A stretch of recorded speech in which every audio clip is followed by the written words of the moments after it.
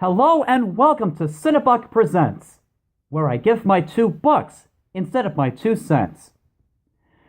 The original TV miniseries from 1990, known as Stephen King's It, may have some faults in its interpretation of the classic novel, but it still has a unique charm that makes it rather likable, such as the strength coming from the lead child actors, as well as Tim Curry, who gave such a wonderful performance as Pennywise the Dancing Clown. Normally, I'm not a huge fan of horror films, but when I first heard about this new film adaptation, it did get me curious to see how the film would turn out. I'm sure there are a number of you that have seen the miniseries or have read the book and know how the story goes. But for those of you that don't, I'll give you the gist of it. In this film, it takes place in the summer of 1989 in the small town of Derry, Maine.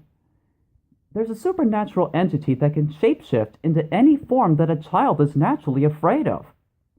Primarily, it takes on the form of a clown to lure its child victims and feed upon them. There are 7 kids in the town of Derry that encounter it in different ways. They eventually form what's known as the Losers Club so that they can figure out what it is and see what it may take to possibly kill it once and for all. Since this movie only covers the first half of the book, there will eventually be a part 2 to this. It would be unfair of me, at this point, to make a comparison and say which adaptation of the book is better. I will say that, for now, this movie really manages to go all out in all of the frights, the thrills, and the chills. It seems to have sort of that Stranger Things vibe in terms of tone, atmosphere, and strength coming from the acting, which is just one of the key factors in the success of the film, alongside having such well-crafted visuals and gripping storytelling. Everyone in the cast does a really great job in capturing their characters to a T, particularly Bill Skarsgård as Pennywise. His genuinely creepy performance kind of reminded me of Heath Ledger as the Joker from The Dark Knight.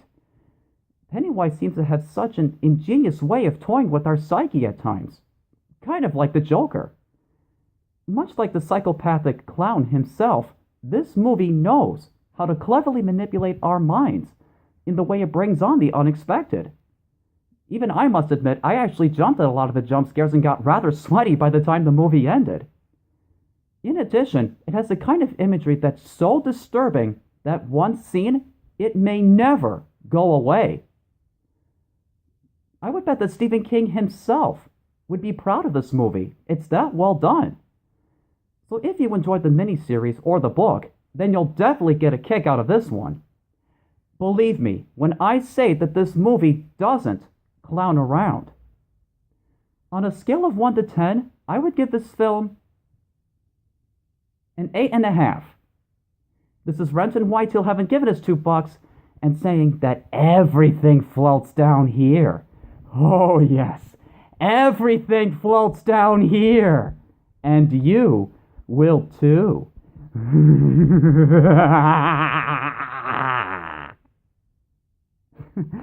I'm just kidding. See you next time.